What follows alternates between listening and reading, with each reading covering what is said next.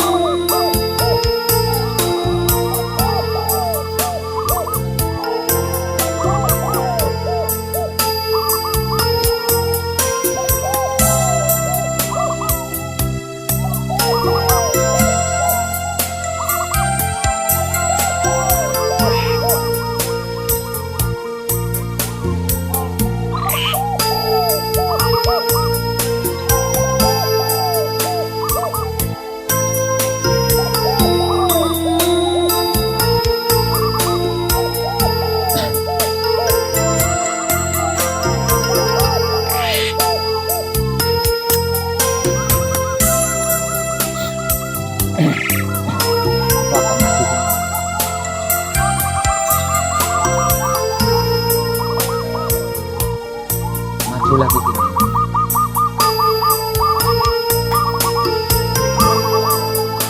Terus maju sini. Tuh, ada air.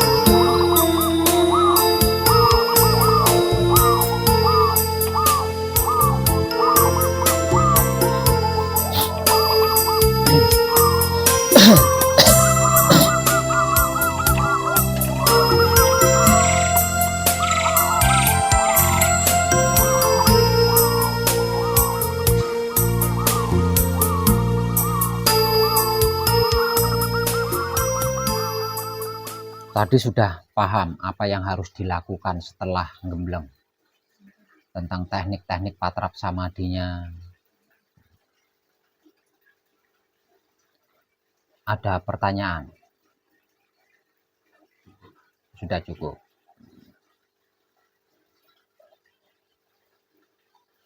Jadi intinya laku suci menuju kelanggengan atau keabadian itu rawan ya, karena seluruh kehidupan di dunia itu terkait di dalamnya.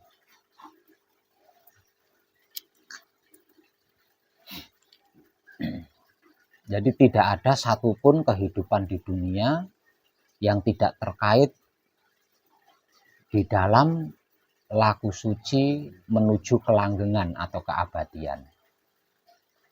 Disebabkan tidak ada satupun kehidupan yang tidak membutuhkan keselamatan.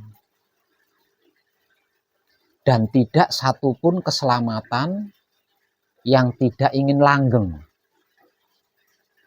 Misalnya selamat tapi hanya 1 jam, itu nggak ada ya. Atau selamat hanya 1 hari, gitu, nggak ada. Jadi semua yang membutuhkan keselamatan itu membutuhkan kelanggengan. Artinya keselamatannya itu langgeng, nggak sementara. Nah semuanya itu terkait di dalam laku suci menuju kelanggengan atau keabadian. Dikarenakan laku suci menuju kelanggengan, setelah selesai manekung atau gembleng, mengait seluruh kehidupan di dunia, maka dia menjadi rawan.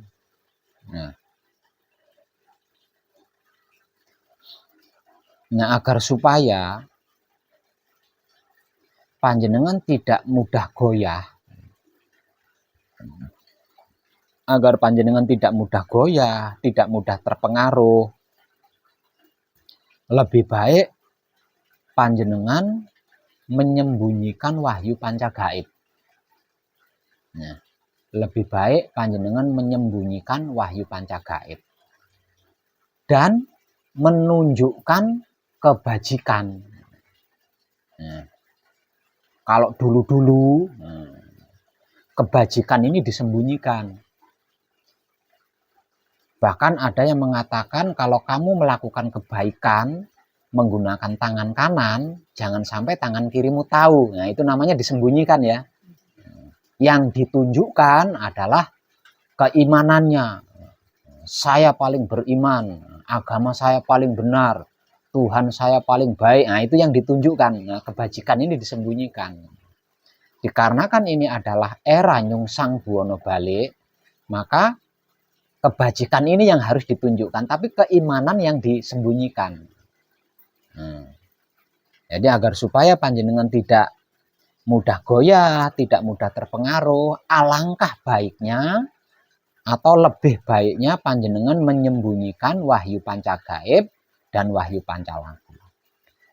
Namun menunjukkan secara universal, secara umum tentang kebajikan-kebajikan yang panjenengan lakukan. Jadi panjenengan tidak usah ngaku-ngaku saya putra Romo, saya paling hebat imannya, itu tidak usah menunjukkan hal-hal seperti itu. Atau menceritakan wahyu pancagaib ke sana, menceritakan wahyu pancagaib ke sini, atau ingin anak saya harus berwahyu pancagaib, istri saya harus berwahyu pancagaib, atau suami saya harus berwahyu pancagaib agar satu iman dengan saya, agar satu jalan dengan saya. Tidak perlu melakukan itu, tidak perlu. Karena apa? Karena orang-orang tercerahkan adalah orang-orang pilihan. Nah, jadi kalau tidak dipilih oleh Maha Suci itu sendiri, diberi pemahaman seperti apapun tidak akan percaya, malah akan menganggap panjenengan sesat lah, sok tahu dan lain sebagainya. Nah, jadi orang-orang yang tidak dipilih oleh Maha Suci, diberi ilmu pengertian, ilmu pemahaman, ilmu pengetahuan model apapun, tidak akan percaya, malah akan menganggap panjenengan sesat. Namun orang-orang yang dipilih oleh Maha Suci tidak diberi ilmu pengertian, tidak diberi ilmu pengetahuan, tidak diberi ilmu pemahaman apapun, dia akan bertanya. Maaf, siapa namanya panjenengan? Tarminal. Oh, kok enggak Karmilan. Tarmilan. Satu misal contoh, loh, Pak Tarmilan tetangga saya dulu kok begini, sekarang kok rumah tangganya adem, punya uang nggak punya uang, nggak ada suaranya. Wah, santunnya. Dia pasti bertanya, Pak Tarmilan, kok saya melihat ada perubahan pada diri panjenengan? Sebenarnya panjenengan sedang menjalankan ilmu apa? Ini orang-orang terpilih nih. Gitu. Dia pasti akan bertanya. Tapi kalau orang-orang yang tidak dipilih oleh Maha Suci, panjenengan nguprus model apa, paling-paling hanya dikecerekin aja. Malah tidak menutup kemungkinan panjenengan akan dianggap sesat. Ya, caranya seperti itu, nggih.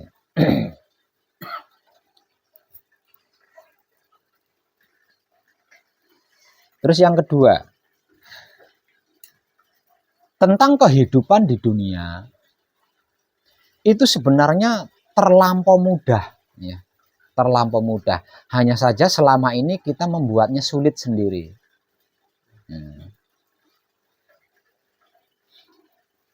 Dikarenakan kehidupan di dunia itu mudah, sangat mudah, bahkan sangat mudah. Jadi kita tidak perlu macam-macam, kita tidak perlu neko-neko, kita tidak perlu aneh-aneh. Karena apa? Karena mudah, sesungguhnya itu mudah gitu loh. Gampang banget sesungguhnya itu. Kenapa saya katakan mudah, gampang? Lawang tinggal diam, ketika menghadap Tuhan, selain menghadap Tuhan, ketika berhadapan dengan alam semesta seisinya, tinggal menikmati rasanya menggunakan kesadaran cinta kasih sayang hidup. Nah, mudah kan? Hanya itu toh. Hanya dengan dua hal itu semuanya akan tertata, semuanya milik kita. Hanya seperti itu. Jadi tidak perlu neko-neko, tidak perlu macam-macam, tidak perlu aneh-aneh. Cukup lakukan saja. Pertama kali kita membuka mata, setelah beristirahat tidur di pagi harinya, ucapkan terima kasih. Ini langkah pertama ya. Ucapkan terima kasih dulu. Kenapa harus mengucapkan terima kasih? Lawang kita masih bisa bangun lagi. Ya, kita masih bisa bangun lagi. Kita masih diberi kesempatan untuk hidup di dunia ini. Bukankah itu satu-satunya yang anugerah yang sangat luar biasa? Dan wajib kan diterima kasih, itu wajib. Nah, ucapan terima kasih ini harus menjadi yang pertama. Harus menjadi urutan yang pertama. Artinya sebelum otak panjenengan sempat berpikir yang lain. Nah, sebelum otak panjenengan sempat berpikir yang lain, otak panjenengan harus pertama kali berpikir adalah ingat kalau panjenengan itu hidup. Nah, itu bermula dari pagi hari itu tadi. Ucapkan terima kasih. Terima kasihnya kepada siapa? Ya kepada hidup loh, yang ngasih hidup kok. Ya kan? Nah, ucapkan terima kasih hidup, terima kasih urip, matur suwun urip, atau terima kasih hidup.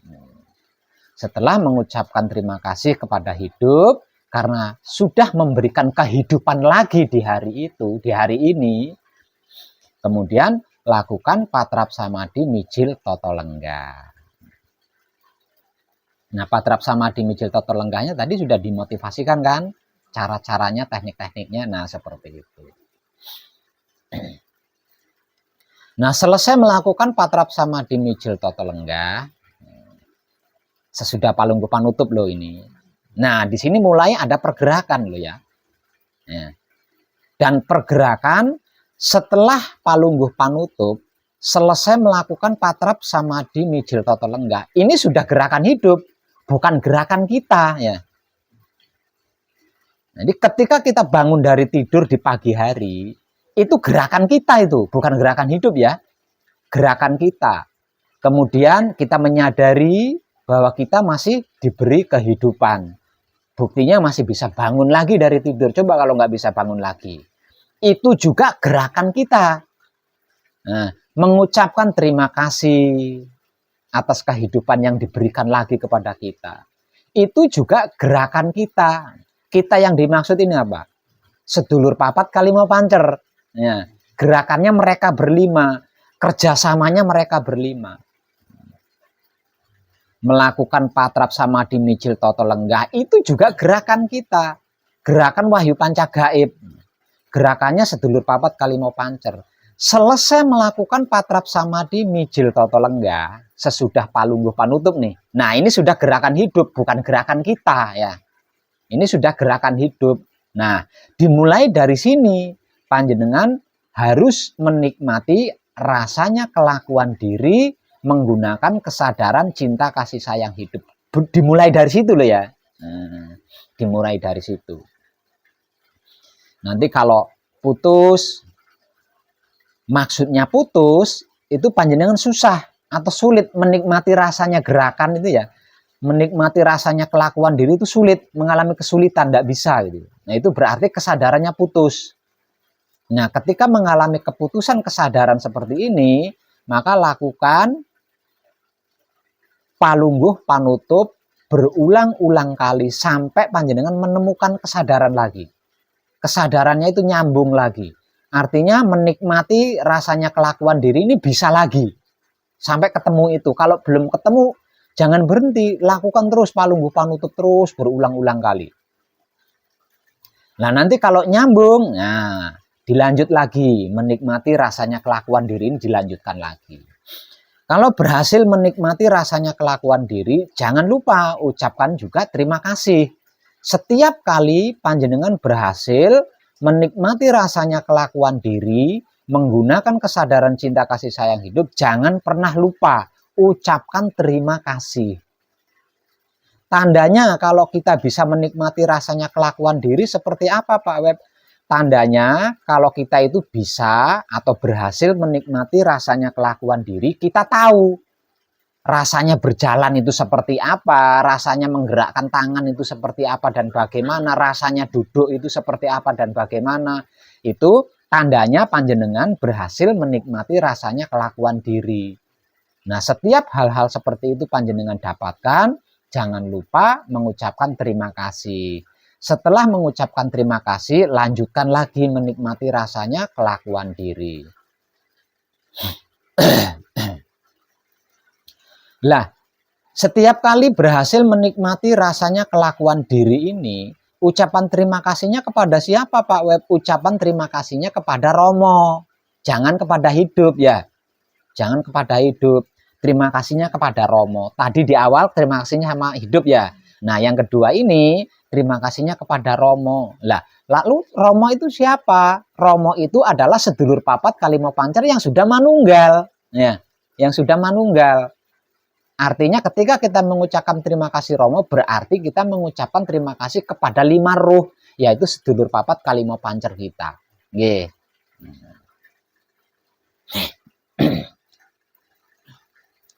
Terus seperti itu. Dan hanya seperti itu.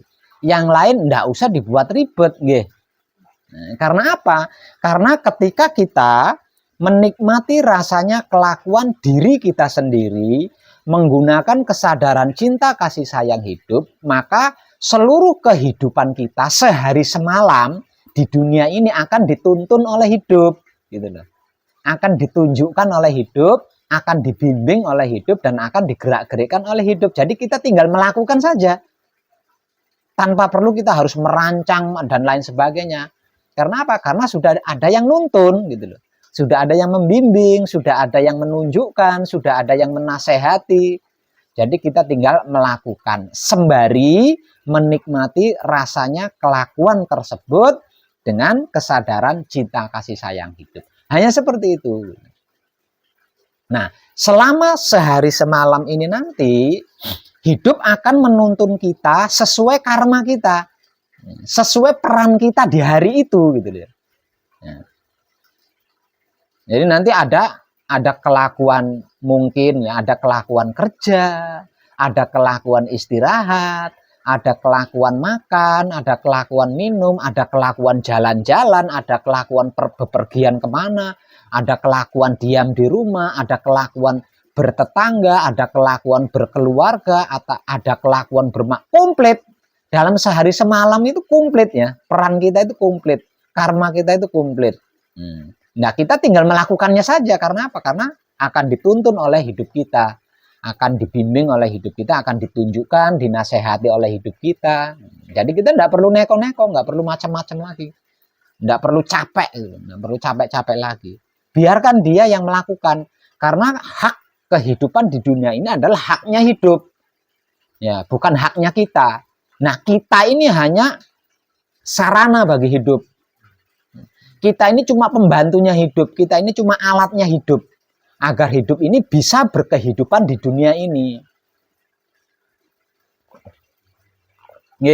Jadi hidup ini adalah ruh Tuhan. Nah, Tuhan mengambil ruhnya sendiri, kemudian diturunkan ke planet bumi, itu untuk menjaga, merawat, mengelola, dan menyempurnakan alam semesta. Nah, agar hidup yang tak lain dan tak bukan adalah ruhnya Tuhan ini sendiri bisa melakukan tugas itu, maka diberi alat. Alatnya satu wujud, ya, raga ini. Nah, terus yang kedua adalah 4 anasir atau sedulur papat. Artinya kita ini hanya alatnya hidup, hanya sarananya hidup. Yang punya hak tentang kehidupan di dunia ini adalah hidup kita. Jadi biarkan dia hidup gitu. Jangan kita recokin gitu. Ya, karena apa? Karena kita adalah pembantunya, cuma alat gitu loh. Jadi tidak punya hak untuk ngerecokin hidup, itu tidak punya hak. Nah, seperti itu terus. Berhasil menikmati rasanya kelakuan diri, menggunakan kesadaran cinta kasih sayang hidup. Terima kasih. Terus nanti nyambung lagi seperti itu. Ketika hidup menggerakkan kita makan, minum, untuk lelaki mungkin merokok dan lain sebagainya. Sebelum menikmati rasanya kelakuannya, kita sempurnakan terlebih dahulu. Kalau makan, sempurnakan terlebih dulu makanannya. Kalau minum, sempurnakan terlebih dulu minumannya. Kalau mau merokok, sempurnakan terlebih dahulu rokoknya, baru kita makan atau minum atau merokok. Sembari makan, sembari minum, atau sembari merokok, nikmati rasanya kelakuan makan itu tadi. Bukan makanannya yang dinikmati ya, kelakuan makan itu tadi. Kita nikmati kelakuan diri kita yang sedang makan, kita nikmati kelakuan diri kita yang sedang minum atau yang sedang merokok. Berhasil menikmati rasanya kelakuan, ucapan terima kasih. Terus seperti itu. Nanti tertata sendiri. Apa yang menjadi hak kita pada hari ini selama 24 jam akan tertata. Apa yang menjadi kebutuhan kita sehari semalam ini akan tersedia tanpa panjenengan cari, tanpa panjenengan rancang gitu loh. Kalau panjenengan seperti itu.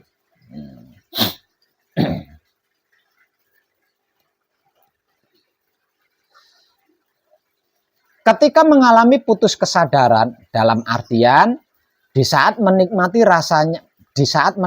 rasanya kelakuan diri menggunakan kesadaran cinta kasih sayang hidup. Kok ujuk-ujuk tidak bisa? Rasanya kelakuan yang sedang dilakukan ini tidak bisa dinikmati. Itu berarti kesadarannya putus. Maka agar supaya kesadarannya nyambung lagi, lakukan palungguh panutup hingga berulang-ulang kali sampai kesadaran itu nyambung lagi. Artinya bisa menikmati rasanya kelakuan lagi. Seperti itu.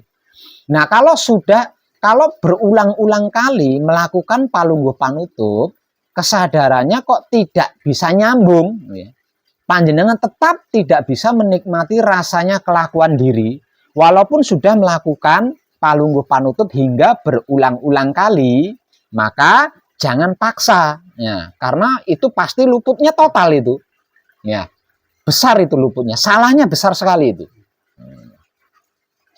Maka agar supaya kesalahan atau luput itu menjadi sebuah kesempurnaan, bukan menjadi noda, maka lakukan patrap samadhi mijil sampurno. Ya, dari awal sampai akhir. Masih ingat kan cara-caranya mijil sampurno? Nah, seperti itu. Lakukan patrap samadhi mijil sampurno. Jika itu karena luput, pasti terselesaikan. Artinya panjenengan bisa menikmati rasanya kelakuan diri lagi. Nah, setelah patrap samadhi mijil sampurno, lanjutkan lagi menikmati rasanya kelakuan diri menggunakan kesadaran cinta kasih sayang hidup. Lanjut. Lah, kalau melakukan patrap samadhi, sudah melakukan patrap samadhi mijil sampurno, tapi kesadaran tetap tidak bisa nyambung. Nah, di sini berarti panjenengan sudah fatal ini. Ya, sudah fatal di sini. Entah apa itu yang melakukan.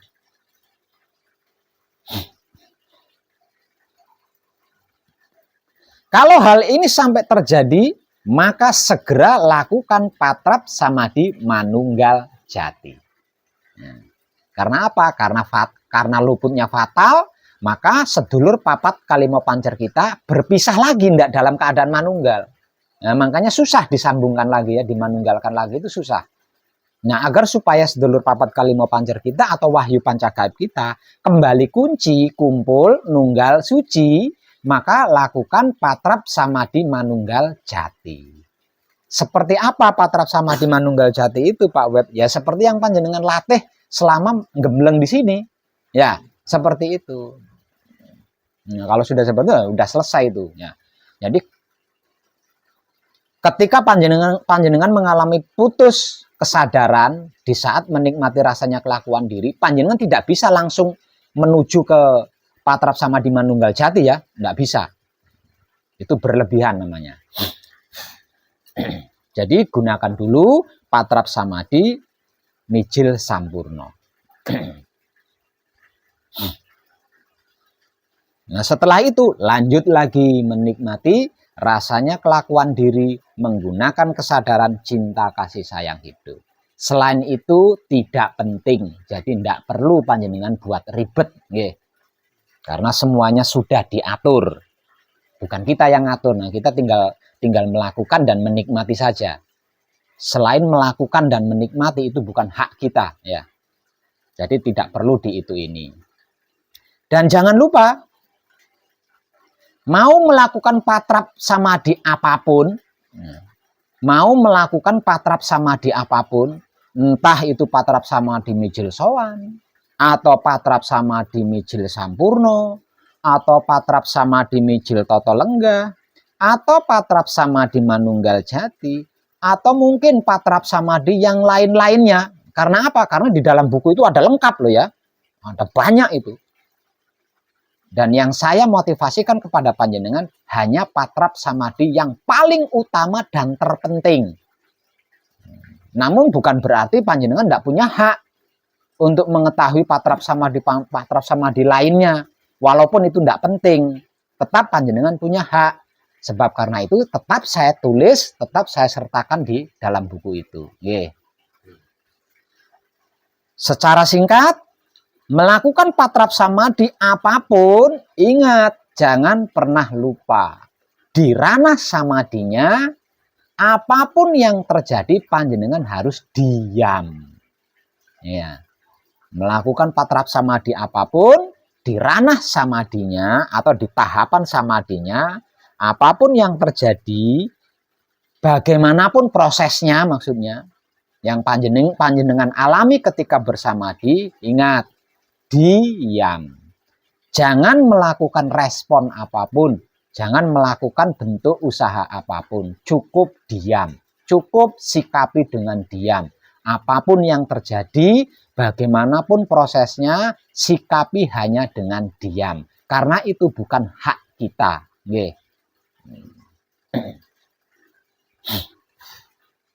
Dan hanya dengan seperti itu, apapun yang menjadi peran panjenengan sehari semalam akan teratur dengan sangat rapi.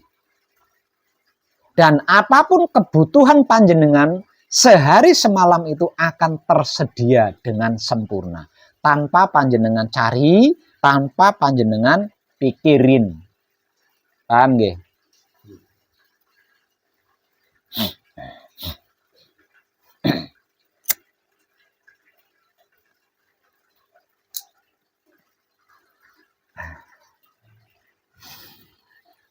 Panjenengan dari mana? Saya dari Palembang. Oh, dari Palembang. Bapak siapa? Rahmat. Bapak Rahmat dari Palembang. Panjenengan? Situbondo. Dari Situbondo. Untuk kita semua.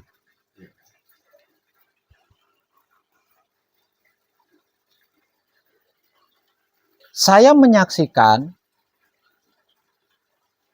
bahwa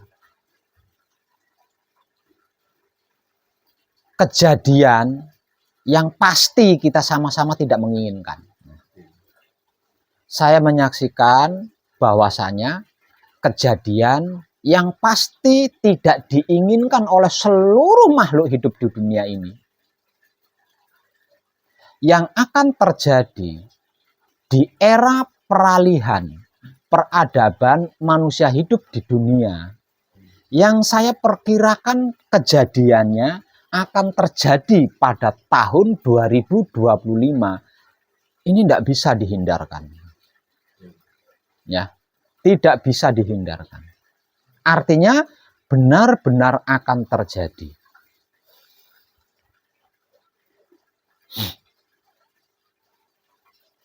Namun tidak usah resah, tidak usah gelisah.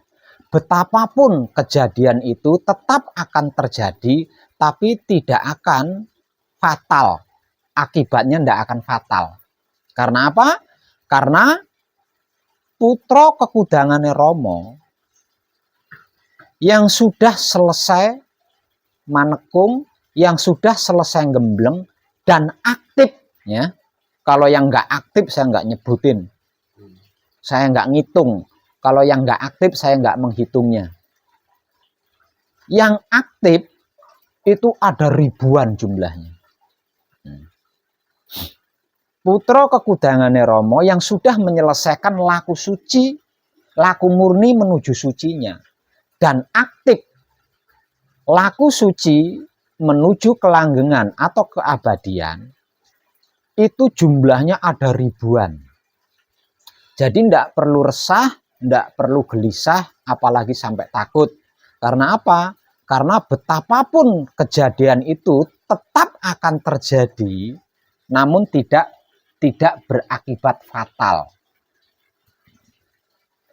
Karena apa? Karena seluruh putra kekudangane Rama yang dari awal manekung atau awal gembleng hingga sampai kapanpun aktif atau eksis laku suci menuju kelanggengan, dia bisa menyelamatkan apapun yang dia kehendaki. Ya, ketika kejadian itu terjadi, dia punya hak, dia mampu menyelamatkan apapun yang dia kehendaki. Nah, ini yang menjadikan tidak berakibat fatal. Dan lagi, sepertinya salah satu pemicunya, ada beberapa pemicu ya, ada beberapa pemicu. Namun pemicu yang paling awam, pemicu yang dapat direkam oleh orang-orang awam adalah kemunduran presiden kita saat ini, yaitu Bapak Jokowi atau Bapak Joko Widodo. Artinya, kalau di Pilpres tahun 2024 nanti, Bapak Presiden kita saat ini, yaitu Bapak Joko Widodo, mengundurkan diri, tidak mau mencalonkan lagi, dikarenakan kode etik ya. Karena kode etik. Tidak menuruti tuntutan orang-orang yang tertindas selama ini.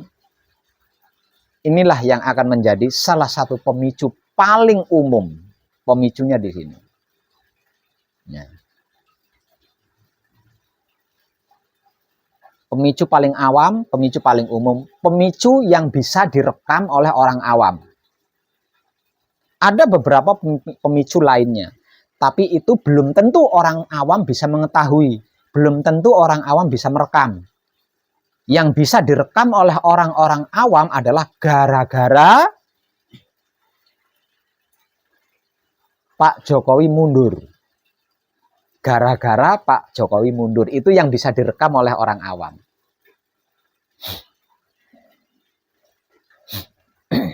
Itu salah satu pemicunya.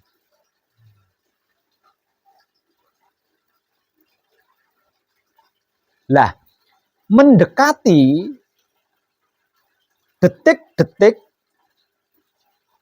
perubahan, era peradaban, kehidupan manusia di bumi ini, siapapun panjenengan, tanpa terkecuali, khususnya para putra kekudangane Rama yang aktif atau yang eksis, laku suci menuju kelanggengan, ingat pesan saya. Jangan pernah berani menuding siapapun sesat, bid'ah, atau kafir. Jangan pernah itu. Ya. Karena apa? Karena sesat, bid'ah, kafir adalah tentang iman. Lah, iman ini bersifat pribadi antara individu dengan Tuhannya. Satu itu. Yang kedua, sesat, bid'ah, kafir, ini kata-kata impor. Kata-katanya pendatang. Ucapannya para pendatang. Bukan ucapan para pribumi. Ya. Orang dari luar negeri datang ke NKRI kita lah membawa kata-kata sesat. Membawa kata-kata bid'ah, membawa kata-kata kafir. Agar supaya mau mengikuti jejaknya. Ingat itu, ini pesan saya loh ya. Siapapun panjenengan, terutama putra kekudangane Rama yang aktif atau eksis di dalam laku suci menuju kelanggengan atau keabadian. Jangan pernah, walaupun hanya sekali, menuding seseorang itu sesat. Menuding seseorang itu bid'ah, menuding seseorang itu kafir. Karena satu, panjenengan sudah mengadili, sudah menghakimi. Kedua, itu bukan kata-kata pribumi, melainkan kata-kata pendatang. Yang ketiga, sesat, bid'ah, kafir itu urusan iman, tentang iman. Lah, iman ini masalah pribadi, masalah individu dengan Tuhannya. Jadi, tidak bisa makhluk lain ikut campur tentang keimanan ini. Dan yang paling penting, siapapun yang sedikit-sedikit menuding orang lain sesat, sedikit-sedikit menuding orang lain bid'ah, sedikit-sedikit menuding orang lain kafir, itulah sampahnya NKRI. Itulah kotoran tanah Jawa. Artinya, sejak dimulai dia mengucapkan atau menuding orang lain itu sesat, bid'ah, kafir, maka dimulai pada saat itu dia akan mendapat ancaman dari penunggu NKRI yang menjadi leluhurnya rakyat NKRI. Sejak pertama kali dia mengucapkan itu, dia tidak akan mengalami ketenangan sedikit pun. Karena ini adalah era kebangkitan spiritual Nusantara. Sampai pada akhirnya dia akan celaka dan binasa. Terutama yang merasa dirinya orang Jawa atau keturunan orang Jawa. Yang merasa dirinya orang Jawa atau merasa dirinya keturunan orang Jawa. Jangan sekali-kali, ingat itu, jangan sekali-kali menuding orang lain sesat, bid'ah, dan kafir. Karena sesat, bid'ah, dan kafir itu bukan bahasanya orang Jawa, bukan kata-katanya orang Jawa. Kalau sampai panjenengan mengadopsi 3 kata-kata ini, 3 kata penghakiman ini, 3 kata menghukum sesama makhluk ini, sedangkan panjenengan adalah makhluk juga, maka panjenengan akan celaka hingga binasa pada akhirnya. Dimulai sejak pertama panjenengan menuding orang lain sesat, bid'ah, atau kafir.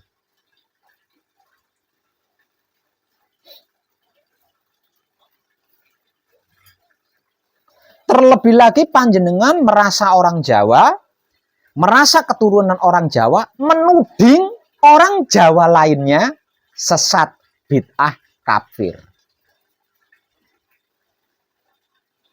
Tinggal tunggu saja tanggal mainnya. Hanya dengan hitungan hari, entah itu minggu berikutnya atau minggu selanjutnya, hanya dengan hitungan hari. Karena ini eranya, gitu. Karena ini adalah saatnya. Ini era kebangkitan spiritual Nusantara.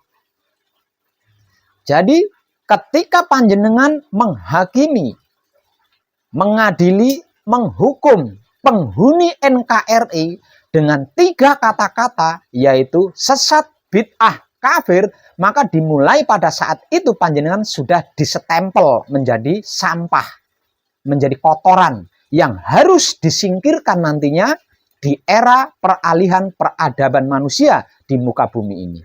Namun sebelumnya, sebelum dihapus, panjenengan akan mengalami penderitaan-penderitaan yang tidak tertolong. Penderitaan-penderitaan yang tidak tertolong. Siapapun tidak bisa menolongnya. Jadi berhati-hatilah dengan 3 kata-kata itu. Karena itu hanya Tuhan yang punya hak melakukan. Dan Tuhan sendiri tidak pernah menganggap ciptaannya itu sesat. Tidak pernah menganggap ciptaannya itu bid'ah. Tidak pernah sama sekali menganggap ciptaannya itu sesat. Walaupun Tuhan itu punya hak menuding sesat, punya hak menuding bid'ah, punya hak menuding kafir. Namun Tuhan sendiri sepanjang sejarah peradaban manusia tidak pernah mengatakan itu. kecuali sebatas mengingatkan di dalam Alkitab. Agar supaya kita tidak sesat, agar supaya kita tidak bid'ah, agar supaya kita tidak kafir. Kalau menghakimi atau menghukum atau mengadili, tidak pernah. Yang melakukan ini adalah manusia itu sendiri.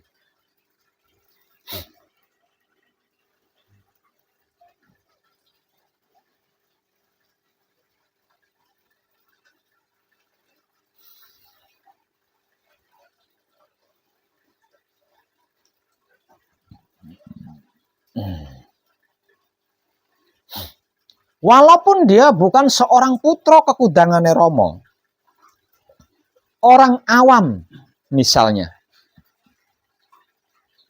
kalau dia menyukai kebajikan dan mau melakukan kebajikan, serta tidak menuding orang lain sesat, bid'ah, dan kafir, tidak menutup kemungkinan dia akan mendapatkan keselamatan pada waktunya. Tidak menutup kemungkinan.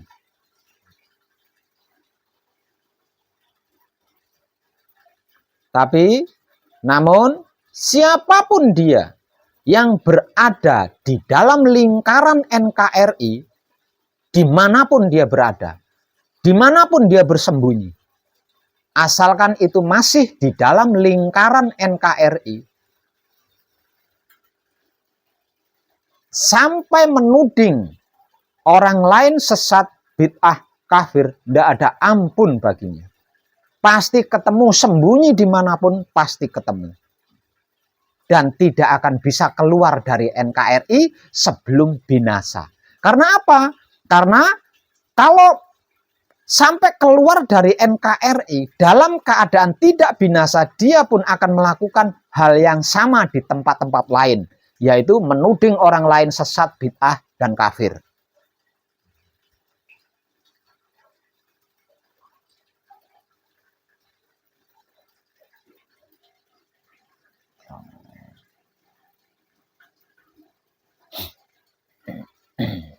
Paham nggih? Namun ada sisi indahnya, ada sisi baiknya.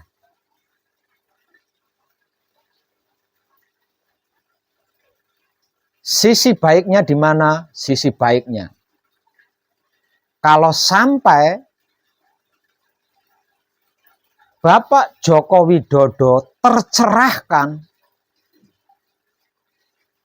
dalam artian maksud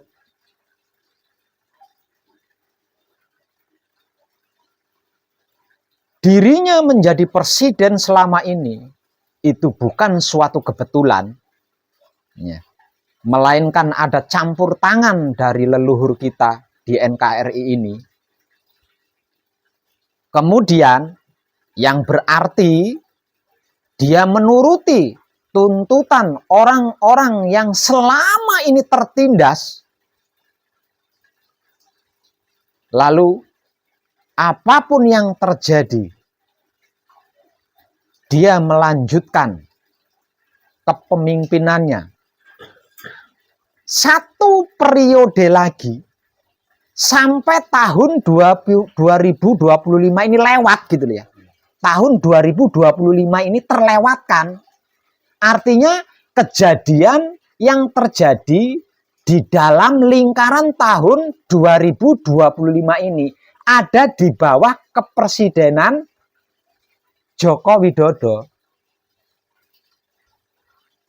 Saya berani mengatakan dengan tegas, apa yang seharusnya terjadi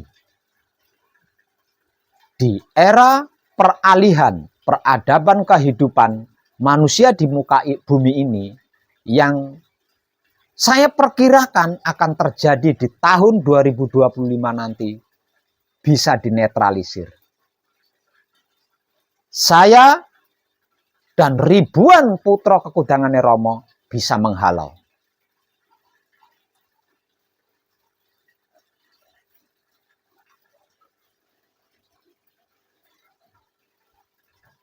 Itu hanya bentuk gerak-gerik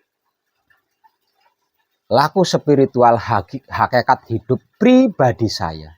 Selebihnya mutlak itu hak Maha Suci.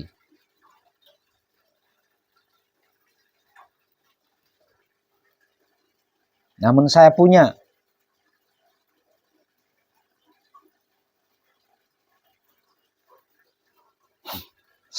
keyakinan kuat,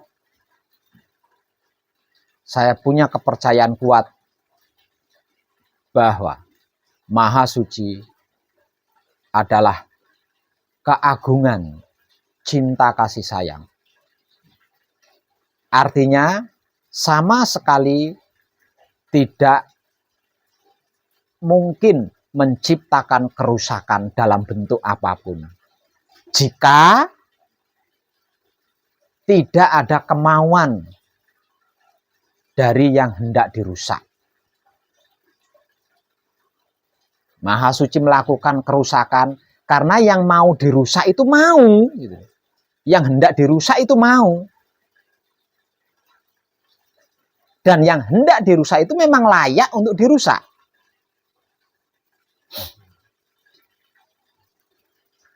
Kalau yang hendak dirusak, hendak layak untuk dirusak, hendak mau dirusak, hendak mungkin Maha Suci melakukan perusakan. Perusakan yang saya maksud, yang selama ini dikenal secara awam sebagai kiamat itu kan. Nah, kata kiamat ini tadi, kalau dibahasakan sederhana ya kerusakan global. Penghancuran global.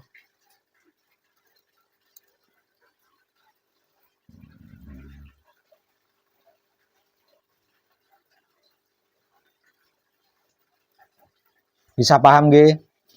Khusus panjenengan yang dari Kalimantan. Bisa paham dengan motivasi dari saya. Bisa ingat dengan apa yang saya ingatkan tadi, yang saya pesankan tadi. Ingat itu, jangan pernah lakukan itu, nggih. Jangan pernah. Karena ini bukan zamannya syiar, ya.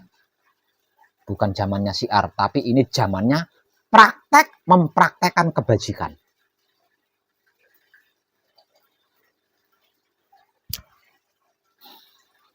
Dan kadangan kita malam ini cukup. Terima kasih, tercerahkan kita semuanya, dan silahkan panjenengan yang sedang manekung atau gembleng lanjutkan lagunya. Untuk panjenengan, iya boleh. Biasanya saya kalau mau buka toko itu kan sebelum papat yang untuk income plan itu adanya asal gagal sama menurut rasanya sampai keturunannya itu apa masih dipakai Karena panjenengan sudah selesai manekung, sudah selesai ngembleng, ya gunakan apa yang ada di ranah itu, jangan yang ada di luar ranah itu. Tadi panjenengan sudah diberi motivasi kan, bahwa palungguh pambuka panjenengan sudah berganti menjadi palungguh jati. Nah, iya, ya. Ada pertanyaan lagi? Izin Pak, bertanya. Definisi yang Maha Suci itu Pak. Itu yang maksudnya yang Maha Hampa gitu Pak. Definisi Maha Suci adalah alam semesta seisinya manunggal. Persatuan alam semesta seisinya. Ya. Jadi alam semesta seisinya menjadi ada itu dikarenakan Maha Suci memecah dirinya. Nah, Maha Suci memecah dirinya, jadilah alam semesta seisinya. Nah, setelah Maha Suci ini memecah dirinya menjadi alam semesta seisinya, Maha Suci jadi nggak ada. Ya, karena apa? Karena menjadi alam semesta seisinya. Ketika kita berucap Maha Suci, berarti kita menyatukan alam semesta seisinya atau mengembalikan alam semesta seisinya menjadi Tuhan. Paham? Paham? Paham. Ya. Siapa? Terima kasih. Ya. Artinya selagi panjenengan belum manunggal jati, selagi panjenengan belum manunggal dengan alam semesta seisinya, maha suci itu belum ada. Ya, maha suci itu belum ada. Masih kata-kata itu. Ya, tapi nanti kalau panjenengan sudah manunggal jati dengan alam semesta, sudah kunci, kumpul nunggal suci, berarti manunggal dengan alam semesta seisinya, nah itu baru maha suci ada. Tuhan itu ada. Nah, ada pertanyaan Mas Andian? Panjenengan ada? Tidak ada. Ada lagi? Cukup ya? Kadang kita malam ini cukup. Terima kasih dan terserahkan kita.